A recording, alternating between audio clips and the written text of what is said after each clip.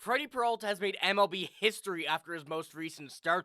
Going over his past few games, he has done something very special. We're going to be breaking that down, going over what it is, and also a proposed move the Brewers could make ahead of the postseason, which would change everything for this Milwaukee Brewers team. We're going to be looking at that as well as I look tonight against our first game against the Pittsburgh Pirates of this series. Ladies and gentlemen, we have a lot to break down here in this video. If you're looking for all of your Milwaukee Brewers news, be sure to hit the sub button. Join me here on the channel. We have a lot to cover because we know this Brewers team is getting very, very hot right now in the month of September, and there's a lot of moves that are coming with this very injured team. You won't want to miss it. We're also on the road to 1K, and your sport's been absolutely incredible as of late. I appreciate all of you guys watching these videos just like this. But let's get straight into this, because obviously Freddy Peralta had himself a game last night. Even though this game wasn't going in the direction the Brewers had hoped, he had a very, very special start once again, which led to an MLB history, an MLB record, if you will. Going into this and taking a look at what we're seeing here from this one here from Sports Illustrated. The last 5 outings from the Brewers, Freddy Peralta. I'm not going to read it, but as you can see, no runs, no earned runs throughout those games.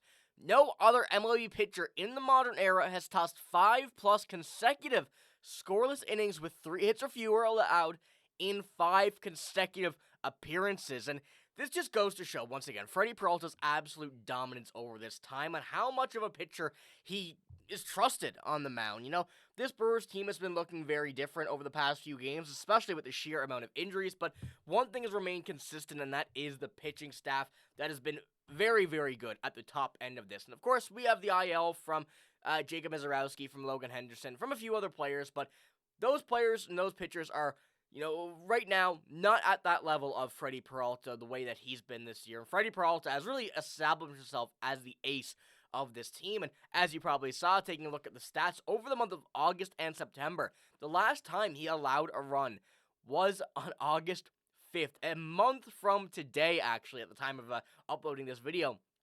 That has been an absolute key to the Brewers' success, and seeing what we've been doing here, and even though not every game is a win necessarily that you're seeing here, Freddy Peralta has really lined himself up to be able to be and give this Brewers team and provide them with every asset they need to win a game. And you know, the last earned run he actually gave up was against Atlanta in August. And of course, going back to that and looking from every game that we've had, you know, a team like Toronto, a team like San Francisco, a team like Chicago, and last time against the Pirates, he's been locking them down every single time, limiting them to realistically under 3 hits every time, and pretty much under 2 and 1 for the Blue Jays and the Cubs as well, and a very good record for him. Now, going into, you know, the rest of the season for him, hopefully this continues. Obviously, Freddy Peralta is playing very, very good right now. His stuff is hot, but he is going on a club option at the end of the season, and heading into this year, I think it's fair to say that this club option will be picked up by this Brewers team.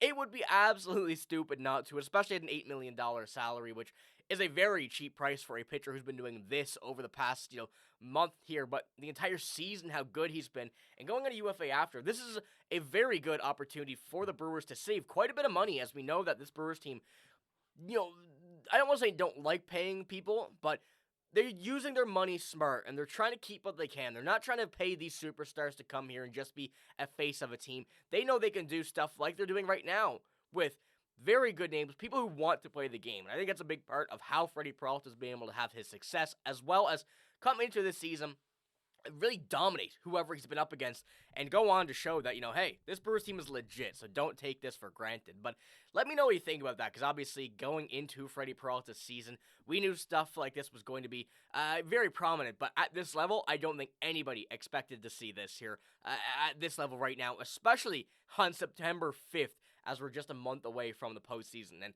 him being as good as he is. Now on the pitching, and as we get closer to the postseason, there are going to be some moves that need to be made. And one of these things is definitely very interesting when it does come down to it, going on about Jacob Misiorowski and what the plan is for him going into the postseason. We know that his arm is at pretty much an inning limit right now from what he's had in his career. They're trying to take it easy. They put him on the IL for a shin injury, which gave his arm a rest. So we're in a pretty good spot with Jacob Misiorowski now. Past few games, he's a little bit struggled, nothing that will cause any concern. But when we're taking a look at his innings, how he's played, he's definitely a guy that is a candidate for the bullpen, according to Bleacher Report's TJ French. And this is what he had to say. the Brewers have already been rolling with a 6-man rotation, and with Freddy Peralta, Jose Quintana, and Brandon Woodruff all boasting a sub-340 ERA for the year, it's not like they need the Miz in the rotation to have a real chance of winning it all. And with the closer Trevor Megill landing on the IL with a flexor strain, the door is open for Miserowski to serve in more of just a relief role in the postseason. Now, this is a very interesting way of taking a look at this, because obviously Abner Uribe right now, closing out games, is doing absolutely phenomenal. You could not ask for more, apart from Trevor Megill, really, who will be back for the postseason from what we've been hearing. So throwing Jacob Misiorowski in a bullpen, which is incredibly hurt, of course, Shelby Miller going on the IL to miss all of next season with Tommy John surgery as well. The option is there to run that rotation of just, 5-man, move Miserowski to the bullpen, and give them another arm that can go over a few innings, and go over, even an inning if needed, just one. Miserowski, although he's had that starting role this season, has really only gone 4 to 5 innings in a regular outing for him, and that's something that really can be translated to the bullpen. And when you're taking a look at a game in the postseason, we know these games really rely on the bullpen. We see a lot of different kind of moves and different ideas and mindsets from teams throughout the postseason. And having Jacob Misiorowski, a guy like him, throw 2 to 3 innings. Let's just say you have Freddy Peralta go 5 or 4 innings. Let's just say he struggles and goes 4. You have Miserowski come in for 3 innings. You have whoever it may be, Abner Uribe, when Trevor Megill comes back, come in for the 8th, and then Trevor Megill come in for the 9th. That is a very good set of, our lineup for a game regarding the pitching. And I guess one point of concern would be that starting pitchers do take longer to get their arm warm, and having him throw, multiple innings every day would definitely be a little bit of concern for what they want to do.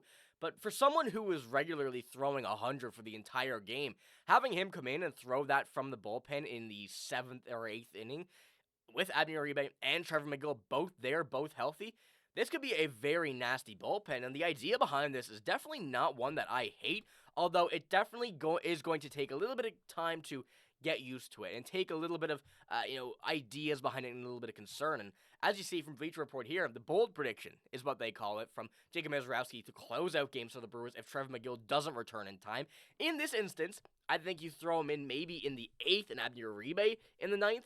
I still think Abner Uribe has really established himself as a legit closer in the MLB, so I'm not too worried about that for the Brewers at this point. But heading into it as well, when you're taking a look at Jacob Misiorowski, a 4.50 ERA, which has really climbed over the last few games, really, and a 5.40 over his last 7, with a 4-2 over his 11 games he's played in the MLB this year. With, of course, the injury, he's been still very, very good, and the strikeouts there have been absolutely phenomenal as well. And even though a 4.50 ERA, you got to think about it, he's not pitching as many innings as some other starters, so that will be a bit inflated compared to someone who may be throwing the exact same numbers over the span of 7 innings. So even taking a look at that, Jacob Misiorowski has been a very important part of this team, and it will be interesting to see what they end up doing with him in the bullpen heading into the postseason, if he will go to the bullpen at all. And I want to know what you guys think in the comments below. Would you be willing to throw him in the bullpen for perhaps the postseason, or if Trevor Megill doesn't return in time? I think that is a more likely option, but I still don't count out for the postseason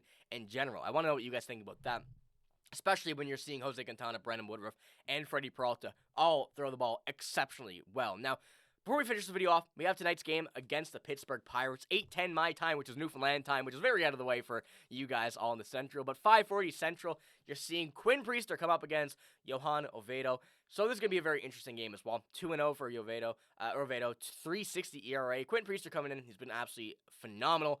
11-2 with a 3.28 ERA. Once again, you throw him in that mix in the postseason as well, you're in a very good spot. And reminder, this game is on Apple TV, and we're going to need the Brewers to get a big comeback win here tonight to get out of the rut of losing and get back to taking a few games from the Phillies and the Cubs. But that's a game for later today, and I'll be breaking it down tonight, likely, or tomorrow. But be sure to stick around for it and hit the sub button so you will not miss the video when it goes up. That's all I got in this video. If you did enjoy, give it a like, hit the sub button as well. I'm signing out, though. Thank you for watching. Hope you have a great day. See you later.